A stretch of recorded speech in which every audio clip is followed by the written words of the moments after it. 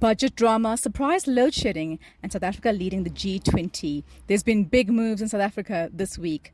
While the numbers are tight, there's hope for a smarter budget fix. Plus, Eskom's keeping us on our toes, but long-term energy solutions are in play. And hey, South Africa is running the G20. Let's make it count. On the lighter side, beauty influencer Mhlali's new veneers had social media talking, and the Oscars are set for a night of glitz, controversy, and maybe a surprise winner.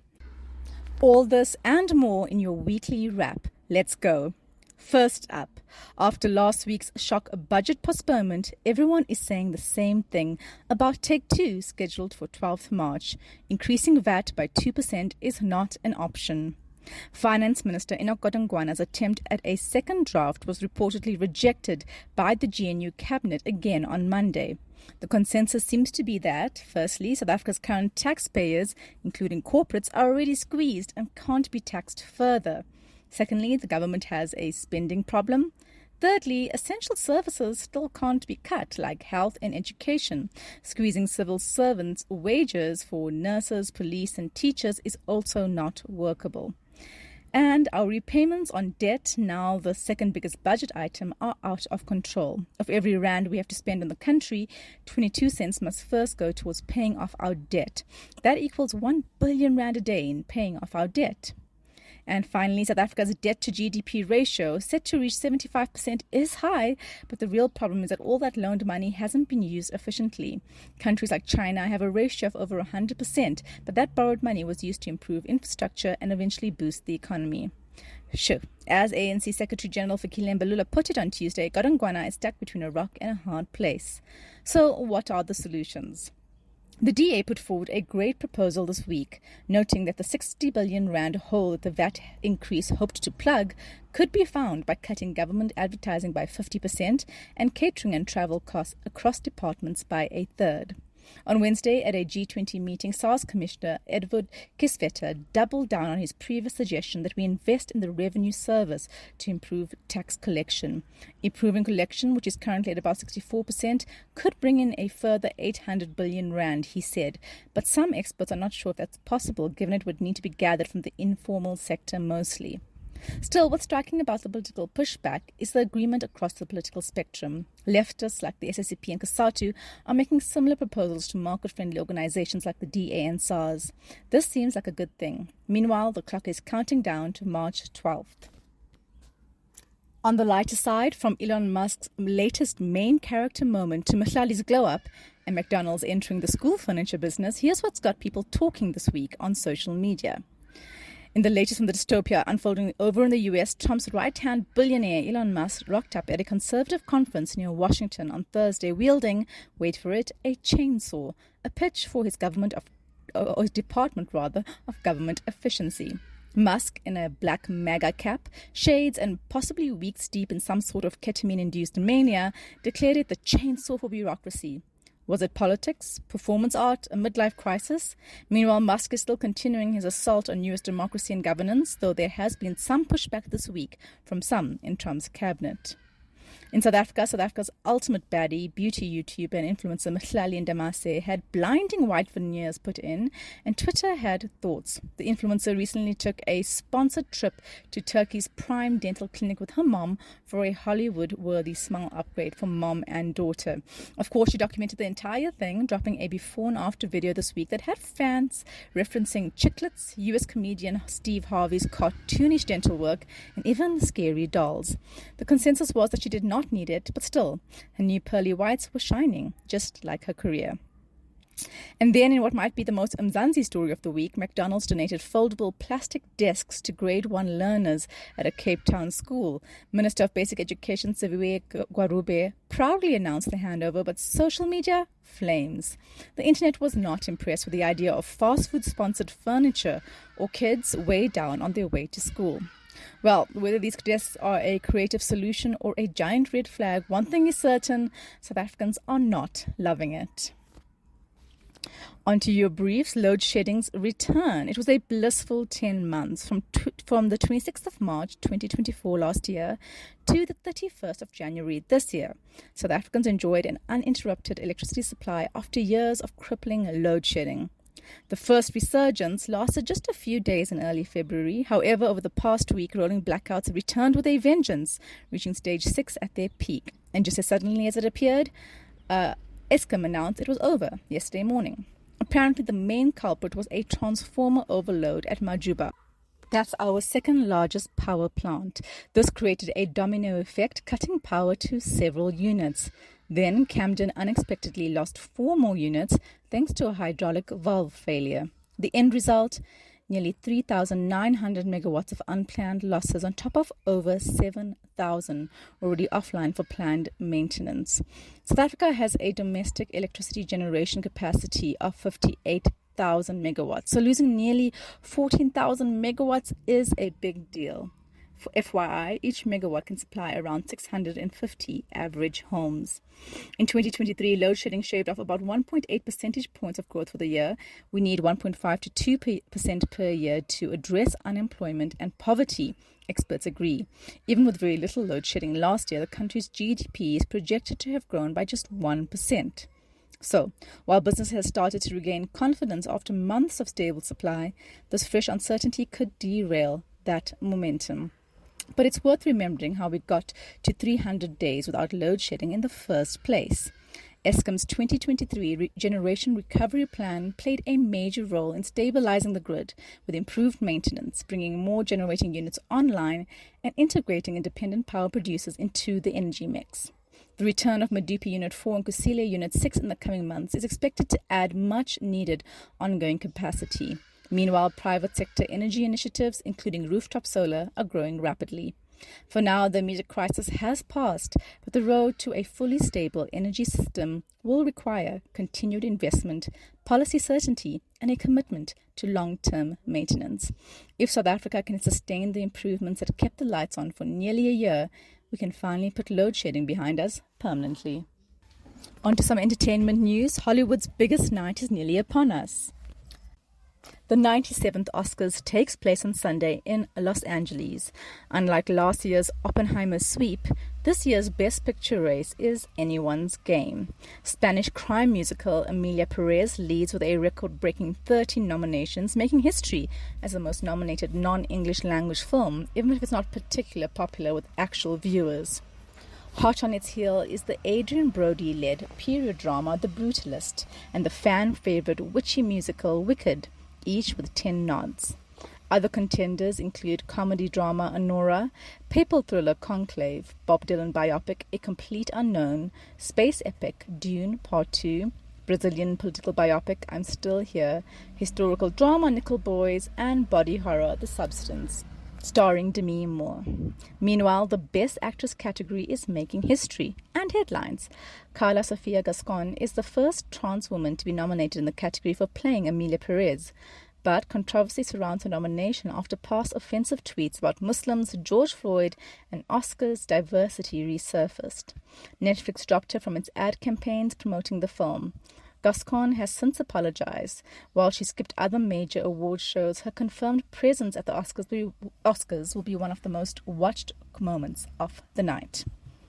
In a shock move, the Academy scrapped the live performance of the Best Original Song nominees, drawing backlash from the music branch, but there will still be some big musical moments. Cynthia Erivo and Ariana Grande are expected to perform together for the first time since filming Wicked, and other acts include Queen Latifah, Blackpink's Lisa, Doja Cat, and Ray. For South Africans keen to catch the action, you can see the live ceremony on Mnet Movies 1, which is DSTV 104 on Monday, and a primetime repeat also on Mnet at about 10 o'clock. There's also streaming and catch-up available on DSTV Stream. With a stacked nominee list, unexpected performances, and controversy in the mix, this year's Oscars will be one of the most talked about in years. Whether it sticks to its 3.5-hour runtime is another story. Back to world affairs, South Africa is officially running the world, sort of. As of December last year, we hold the presidency of the G20, the first African country to do so. The plan is to bring African and global South issues to the front. Think debt relief, climate change, and sustainable development. The Group of 20, G20, is an international forum of the world's largest economies, 19 countries plus the European Union, and, as of last year, the African Union. Together, they represent 85% of global GDP, over 75% of international trade, and about two-thirds of the world's population. Originally created in 1999 to deal with global financial stability, it has expanded its focus to include climate change, energy security, trade, and sustainable development. Each year, a different country takes the lead, setting the agenda and hosting the annual G20 summit, where world leaders gather to hopefully solve the world's biggest problems. South Africa's presidency will culminate in Johannesburg in November this year. But the first major G20 event under South Africa's leadership, the Finance Minister and Central Bank Governors meeting in Cape Town yesterday, was not exactly a full house. Key figures, including U.S. Treasury Secretary Scott Bessent and Japan's Finance Minister, did not show up. And they're not alone. Finance ministers from India, China, and Canada also seem to have other plans. Why the cold shoulder? Analysts say growing geopolitical tensions and internal divisions within the G20 are making global economic coordination, well, not a vibe, thanks to Donald Trump. Trump is generally not a fan of multilateral institutions. In his first presidency, he pulled the U.S. out of the Paris Climate Agreement, criticized global trade deals, and often skipped key global summits. While he has not outright declared his intention to skip the summit in November, his administration's recent behavior suggests he might send a low-level official in his place, a diplomatic snub. But South Africa is not backing down. This week's discussions are tackling issues critical for Africa's future. The real test, whether South Africa can get the world's biggest economies to pay attention before we host the grand finale, the G20 summit in Johannesburg this November. And in some feature news, South African boxing used to be a heavy hitter, but these days it is barely making weight. Once the pride of the nation, with legends like Baby Jake Matlala and Dingaan Thobela dominating the sport has faded into the background. Now, the 2025 National Boxing Convention, hosted by the Department of Sport, Arts and Culture and Boxing in South Africa, which Explain attended, aims to revive its former glory. But is it just another round of big talk? Boxing in Mzansi wasn't just a sport, it was a movement. Even Nelson Mandela laced up his gloves, famously saying, "In the ring, rank, age, color, and wealth are irrelevant." But fast forward to today, and local boxing is struggling to stay relevant. Veteran boxer Luvuyo Temzashe knows this all too well. His promising career was cut short by an injury in 1985, but he did not throw in the towel.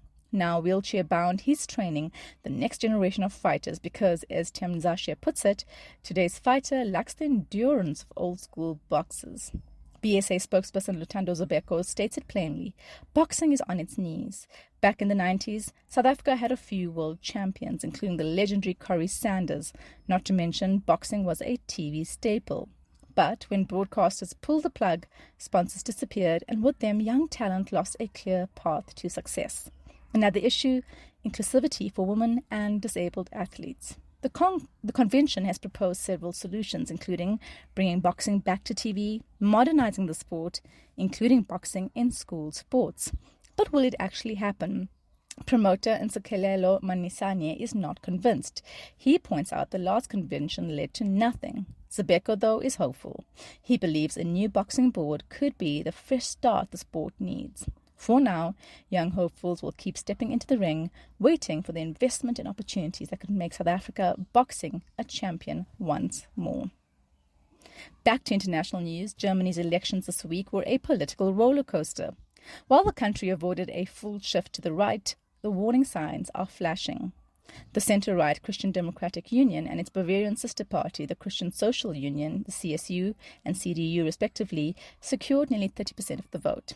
This was announced yesterday. This makes them the largest bloc. Typically in Germany, no party wins an outright majority, and at this point, coalition talks would take place.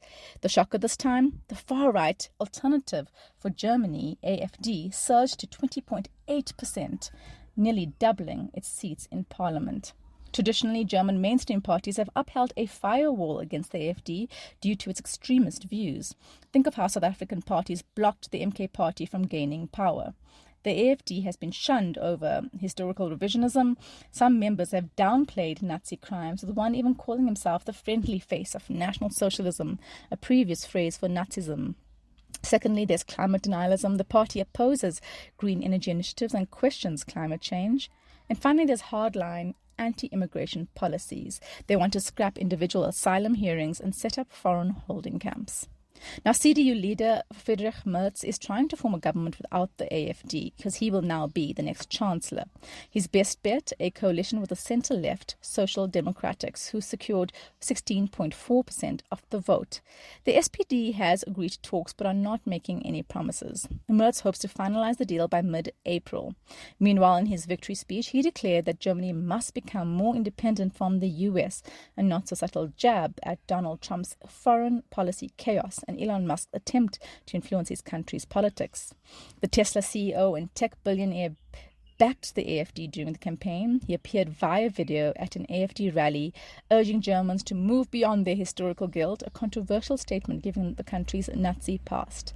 Plus, there was Musk's gesture resembling a Nazi salute during President Trump's inauguration, which he later dismissed as an awkward gesture. The election is part of a broader European trend where far-right parties are gaining ground. For now, Germany has kept the AfD out of power, but if voter frustration continues, that firewall may not hold forever. Finally, Pope Francis, the 88-year-old leader of the Catholic Church, has been hospitalized with pneumonia since the 14th of February. While he's showing signs of improvement, his condition remains serious. But even from his hospital bed, the Pope is keeping busy, making calls and staying engaged in his work. His health struggles have sparked global reflection on his profound impact on the church. He is a champion for the poor. He called for the homeless, or rather he called the homeless the nobles of the street, and turned the Vatican into a sanctuary for those in need. Social justice has been at the core of his leadership. He's also broken down barriers for women. While sticking to the church's all-male priesthood, he appointed women to key leadership roles, including the first ever female head of a Vatican office. And he's pushed for a more inclusive church. He extended a hand to LGBTQ individuals, even meeting with transgender people, and calling for a more open church. Not everyone approved, but he stood firm. And finally, advocating for migrants. A vocal critic of harsh immigration policies, he reminded the world that Jesus himself was a refugee. But it has not been all smooth sailing. He also faced intense scrutiny of the church's handling of sexual abuse scandals, financial transparency, and the ongoing tug-of-war between conservatives and liberals in the Vatican. Given his age and health, the question of succession is on people's mind. Here's how it works. Who's in charge in the meantime? Cardinal Kevin Farrell, the current Carmelengo, would temporarily oversee Vatican affairs. How is a new pope chosen? A papal conclave, basically a secret election, happens about 2 weeks after a pope steps down or passes away. The cardinals gather in the Sistine Chapel and vote until one candidate secures a 2/3 majority.